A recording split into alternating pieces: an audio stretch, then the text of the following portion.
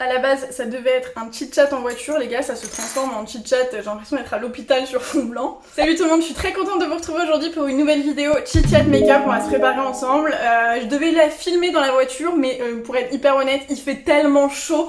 Je vous aime du plus profond de mon cœur, mais je suis pas encore prête à mourir pour une vidéo, donc c'est pas grave, on va faire ça sur ce fond. Ce sera exactement la même forme, donc ça changera pas grand chose. Je vais répondre à vos questions qui me sont les plus posées sur Instagram par rapport au voyage. Juste pour vous rappeler rapidos la situation, on est en Australie depuis 2 mois avec mon chéri. On a commencé avec une collaboration avec une école d'anglais à Brisbane, je vous ai fait une vidéo sur le sujet et depuis on a acheté un 4x4 et on voyage en mode à la route et là ça fait quelques jours qu'on est dans un Airbnb à Melbourne. On alterne un peu entre Airbnb, voyage vraiment en mode aventure et tout, donc voilà, et quand on est dans des Airbnb très souvent on travaille et là c'est le cas, ça fait 4 jours qu'on n'a pas vu l'extérieur quoi. Donc je vais répondre à vos questions en même temps que je me prépare, à savoir qu'il y a plusieurs catégories qui sont ressorties, j'ai divisé ça en 5 catégories, la catégorie couple, vie de couple etc.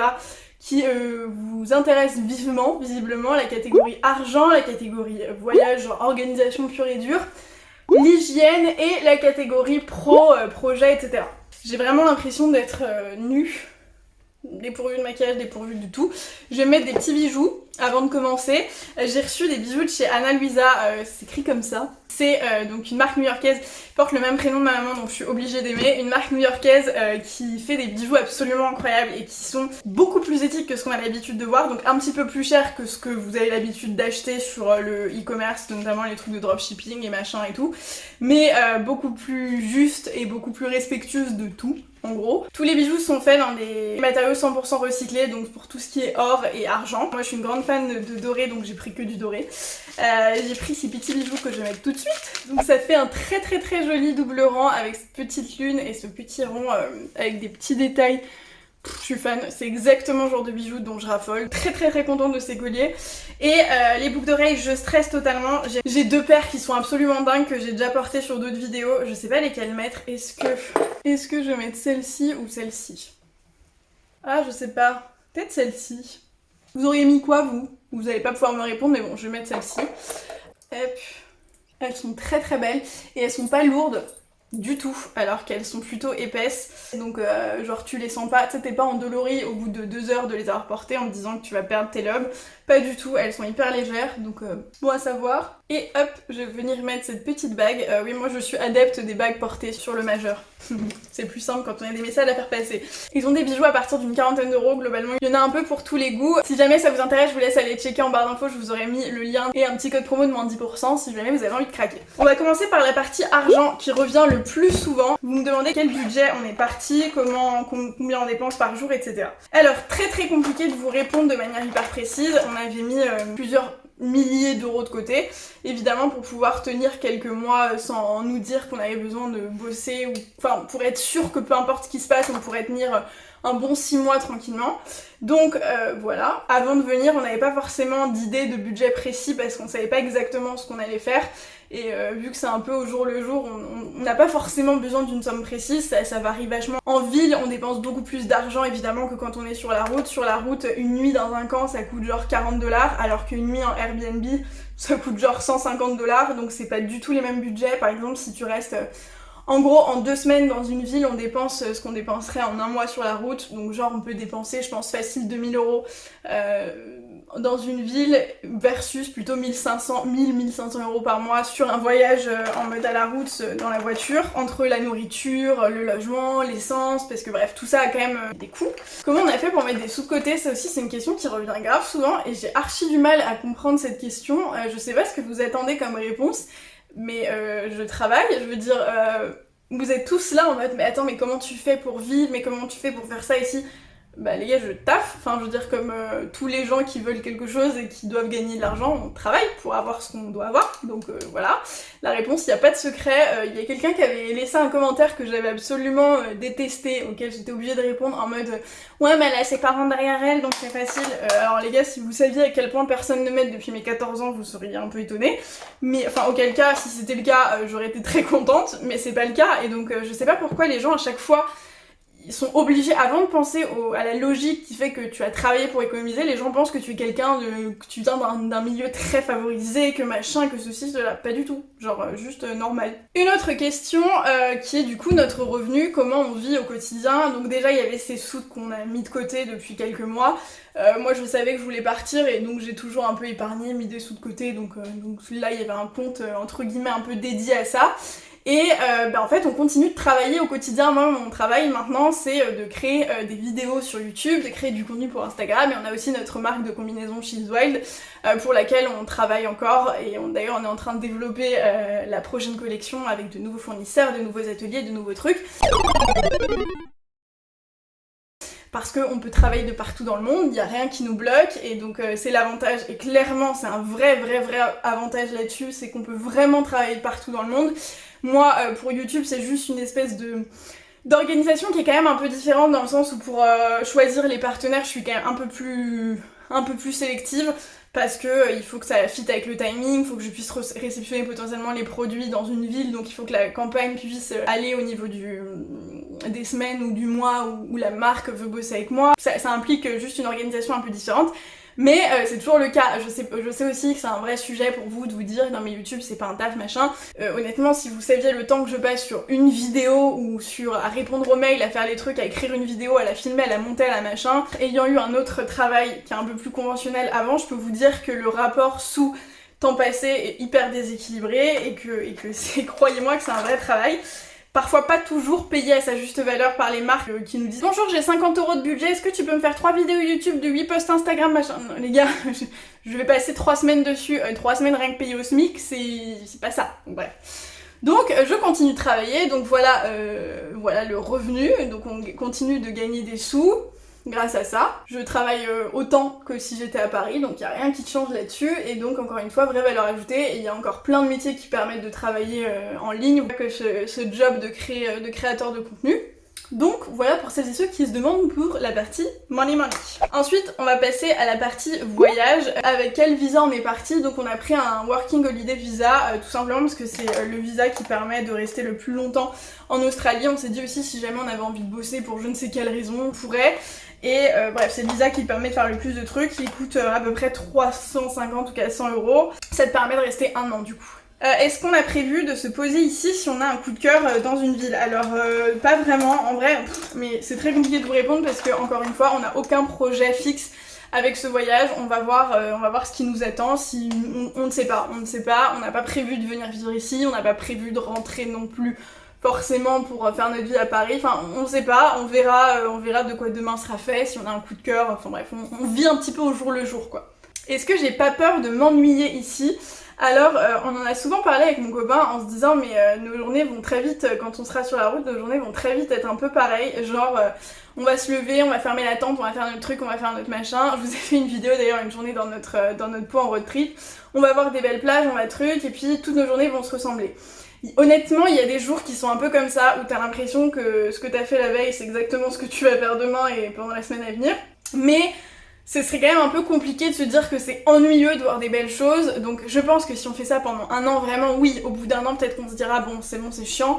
Comme ça reste quand même sur une période qui passe super vite, etc. Je pense pas qu'on ait vraiment le temps de s'ennuyer.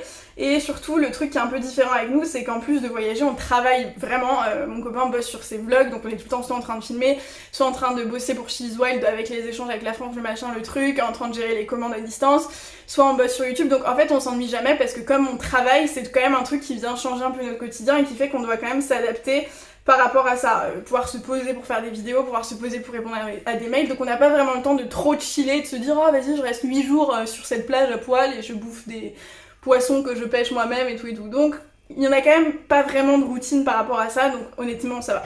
Est-ce que j'ai pas l'impression de fuir mes problèmes sans les résoudre en étant partie en voyage? Ça c'est pareil, c'est une espèce de problématique qui est revenue très souvent. Pas du tout, j'ai pas du tout l'impression de fuir quoi que ce soit en partant parce que j'ai cette envie de partir depuis bien longtemps et que des problèmes il y en aura toujours dans nos vies et que c'est pas en partant que j'ai l'impression qu'il y en a plus, mais c'est que ça nous fait souffler et que je choisis de pas forcément m'en créer davantage, c'est plus ça. Je sais que là en restant à Paris j'aurais subi ma life parce que j'avais pas envie de rester à Paris, que j'avais envie de voyager, Donc évidemment que si j'étais restée, j'aurais eu l'impression d'avoir plus de problèmes, mais je m'en serais créé moi-même en fait, en me disant, en me punissant.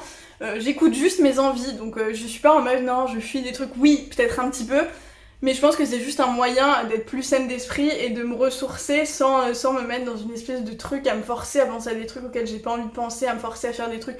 Bref, juste je fuis peut-être, mais je pense pas que ce soit forcément mal, parce qu'il y a des problèmes qui ne peuvent pas être résolus aussi. Donc dans tous les cas, que tu sois ici à Paris ou à Saint-Pétersbourg, ça change rien du tout. Qu'est-ce qui est le plus dur Le plus dur, c'est quand on n'a pas la wifi. Honnêtement, il n'y a rien qui est très compliqué. Le plus dur, c'est peut-être les changements de température en road trip qu'on n'avait pas forcément prévu. Genre quand il fait très très froid le soir et ce genre de trucs, ça... on avait clairement pas prévu, ou quand il fait très très chaud, c'est difficilement gérable parce que quand tu vis à l'extérieur, entre guillemets, t'es complètement dépendant de ça et j'avoue que c'est un peu chaud, tu peux pas faire grand chose pour lutter contre ça. Donc ça c'est peut-être un peu compliqué, mais honnêtement il n'y a pas vraiment grand chose qui est difficile. Je vous ferai une vidéo sur les clichés road trip versus réalité. On a quand même un minimum de confort et honnêtement moi qui suis la plus grande princesse du monde, j'avais plein de peur, je me disais mais ça va être horrible, ça va être trop difficile, ça va être machin. Non, ça va vraiment. Je vous dis, le truc qui me fait le plus chier, c'est de ne pas avoir internet correctement tout le temps et du coup de devoir galérer à bosser comme je veux. Donc c'est pour vous dire, ça va, ça se passe plutôt bien quoi. Pour finir cette partie voyage, etc., comment vas-tu moralement par rapport à ce départ, etc. Très très bien, je suis très contente d'avoir fait ça. J'en avais profondément envie et j'en avais profondément besoin, même tous les deux on en avait besoin, donc très contente d'avoir fait ce choix, très contente d'être ici. Très contente de faire notre petite vie, d'être un peu en marge de la société avec nos envies et nos projets et tout, mais ça me va très bien, ça me permet de prendre le temps de réfléchir à ce que je veux pas, ça nous ouvre l'esprit, enfin bref, vraiment exactement ce que j'avais en tête avant de partir quoi. On va passer à la partie hygiène qui vous intéresse aussi beaucoup. Est-ce qu'on se lave? Donc vous êtes beaucoup à croire qu'on est en mode gros dégueulasse pendant une semaine et que du coup c'est l'enfer pour l'un et pour l'autre. Alors si vous avez vu la vidéo où je vous montre 24 heures dans notre vie en road trip, on s'arrête toujours dans des camps qui ont des douches et des douches chaudes en plus. Donc je me lave autant que si j'avais un appart et donc oui on se lave le matin ou le soir ou les deux ou voilà en fonction de la chaleur et de comment on se sent, donc il n'y a pas de problème là-dessus, vraiment je vous dis aucune différence sur l'hygiène, tout se passe bien quoi, vous inquiétez pas pour ça. Il y avait une autre question sur les toilettes et les toilettes comment ça se passe. Alors quand on est sur la route, là ça va parce qu'on n'est pas dans des régions où il y a un désert monstrueux et tout, donc en gros il y a toujours soit des cafés soit des restos quoi que ce soit quand on a 1 ou 2 heures de route, donc il y a pareil pas trop de problème, même si je vous avoue que c'est quand même plus facile pour mon copain qui est un mec et donc du coup il suffit juste qu'il s'arrête un peu nulle partout pour pisser, mais on se débrouille toujours et sinon c'est pareil dans les camps il y a toujours des toilettes avec les douches et tout, donc il y a globalement pas vraiment de problème. Et il y a un dernier point sur l'hygiène qui est pour les règles, comment tu fais. Alors pour la petite anecdote, quand on a commencé le road trip, c'était le 1er février, on partait de 2 semaines à Brisbane et j'ai eu mes règles la veille de commencer le road trip, je me suis détestée, je me suis dit c'est pas possible, ça fait 2 semaines que je suis dans un super appart tranquille et tout et j'ai mes règles le jour où on commence à prendre la route. Ça a été un peu compliqué honnêtement parce que là pour le coup t'es obligé de t'arrêter beaucoup plus souvent, t'es obligé de trouver des toilettes, voilà, et le premier jour on n'a pas trouvé de toilettes. J'ai dû improviser des choses et au final ça s'est bien passé. Je vais pas vous mentir, ça c'est quand même pas le top, mais encore une fois on trouve toujours des moyens de faire ce qu'on a à faire quoi. La partie pro, She'swild, comment on fait? Donc, à Paris tout est géré exactement comme si on était là, tous les stocks sont à Paris, les commandes sont envoyées en 24 heures, nous en gros on reçoit les commandes, on les prépare, on envoie. Les informations, elles sont préparées, elles sont envoyées exactement comme si on était à Paris, absolument rien qui change, vraiment. Et après tout le reste, on peut gérer à distance tout ce qui est promotion, mise à jour des stocks, échange, SAV, etc. Tout est fait en ligne, donc encore une fois, qu'on soit à Paris ou à je ne sais pas où, ça change rien. Et comme je vous l'ai dit, on bosse sur la prochaine collection et ça c'est pareil, l'avantage avec la mode et cette industrie là c'est que t'es pas obligé d'être dans un pays fixe pour faire des choses, de la richesse entre guillemets en termes de savoir-faire etc, il y en a un peu partout, des tissus il y en a un peu partout, donc on est en train de bosser et donc on ne bossera pas avec la Tunisie cette fois-ci parce qu'on est un petit peu loin, mais donc on est sur autre chose, mais restez connectés si ce sujet vous intéresse. Ensuite, YouTube, comment on fait pour recevoir des colis? Ça c'est ce que je vous disais, ça demande juste un peu plus d'organisation. Je bosse avec Parcel Point, donc en gros je reçois mes colis dans des espèces de points relais. Quand je sais que par exemple je suis en train d'échanger avec une marque et je lui dis ok, si tu veux bosser sur cette campagne pour dans 3 semaines, sache que dans 2 semaines j'arrive dans telle ville, donc il faudrait que le colis soit dans telle ville dans 2 semaines, sinon c'est pas possible. C'est pour ça que je vous disais que c'était juste un peu plus d'organisation, parce que ça implique d'être moins flexible en mode ouais on verra, non, il faut que ce soit décidé en amont parce que je vais pas faire 800 bornes pour aller récupérer un colis. Ensuite, es-tu angoissée pour l'avenir? Comment envisages-tu l'avenir? Plein de questions sur l'avenir. Alors l'avenir, j'y pense pas trop, j'y pensais pas trop, mais justement ici on prend, j'ai rajouté un petit peu de lumière, on prend un peu plus le temps de se poser, et honnêtement à Paris c'était un sujet qui me stressait beaucoup parce qu'on était dans le vif du sujet, que tout est plus grave à Paris, j'ai l'impression. Là on voit plus les choses avec le recul, et on se dit juste qu'on a le temps de réfléchir et qu'il y a des choses qui arrivent et qu'il y a des choses qui n'arrivent pas et que tout arrive pour une raison, et on est vraiment plus en mode chill, genre tranquille, on verra ce que l'avenir nous réserve, on s'écoute. Donc je suis pas angoissée, je fais comme j'ai envie de faire, et puis si ça marche tant mieux, si ça marche pas tant pis. Comment j'envisage l'avenir? Exactement comme le passé, donc c'est-à-dire encore une fois je m'écoute et je fais en fonction de ce que j'ai envie de faire. Ça a plutôt bien marché jusque là, et puis c'est ce qui me... Entre guillemets, c'est ce qui me rend un peu plus vivante, donc j'ai pas prévu de changer là-dessus. Comme je vous l'ai dit, j'ai pas l'impression de fuir non plus, au point que genre je suis terrorisée à l'idée d'arrêter ce voyage, et c'est pas du tout mon échappatoire à ce point, quoi. Je veux dire, c'est pas... Ça va, ça se passe bien. Si demain on me dit que je dois rentrer et tout arrêter, je le ferai. Ensuite, dernière partie, qui est la partie couple. Est-ce que ce voyage nous rapproche? Écoutez, honnêtement, il est là-bas, il m'écoute, donc c'est un peu difficile de parler de ce genre de truc, je suis un peu timide. Mais j'ai l'impression que oui, honnêtement, bah on a toujours... Ah merde, j'ai plus flemme de tailler mon crayon.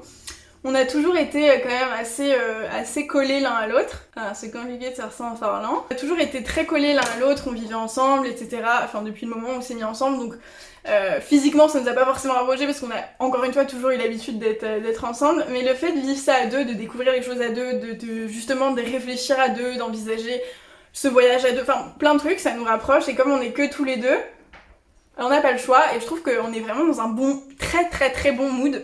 Hyper sain d'esprit et très agréable, donc honnêtement carrément. Je sais qu'il y a plein de filles, j'ai vu plein de forums et de trucs et de discussions sur Facebook de filles qui racontaient qu'elles s'étaient séparées de leur mec parce que c'était insupportable et tout. Est-ce que nous voir en dégaine H24 n'est pas trop compliqué? Alors, nous voir en dégaine, on est en dégaine, mais comme dans la vie de tous les jours, quand t'es avec ton mec, t'es en dégaine, enfin genre, moi en tout cas, c'est mon point de vue, je suis jamais, depuis le départ, même avant qu'on se mette ensemble, j'étais en pyjama, pas coiffée, pas maquillée et tout, je m'en tape, enfin tu vois. Je suis pas convaincue que ce soit forcément toujours une bonne chose de se montrer au max de sa life à son partenaire de vie, sachant qu'il faut que tu lui montres qui tu es, et qui tu es c'est parfois toi en chignon, avec les cheveux sales, avec les caca dans le neneuil, enfin ce genre de trucs. Mais on est quand même pas non plus en mode schlagasse tout le temps, on fait quand même un minimum d'efforts même dans les camps, même pour nous, c'est même pas par rapport à l'autre, c'est pour nous, tu vois, je fais mes soins, je fais mes trucs, je me maquille pas, mais je me maquille quand j'en ai envie, genre là, tu vois. Enfin donc on n'est pas non plus en mode à l'arrache totale, et quand on l'est vraiment, et ben on s'en fout parce qu'on a l'habitude de se voir comme ça, donc honnêtement, ça change pas grand chose là-dessus quoi. Est-ce qu'on a des tensions liées au road trip, stress, etc. Alors on a dû en avoir le premier soir parce que je suis une grande nerveuse. Genre quand il y a un truc qui me plaît pas et qu'il y a quelqu'un à côté de moi, bah c'est la personne qui va prendre. Lui pas du tout, il est plutôt très relax.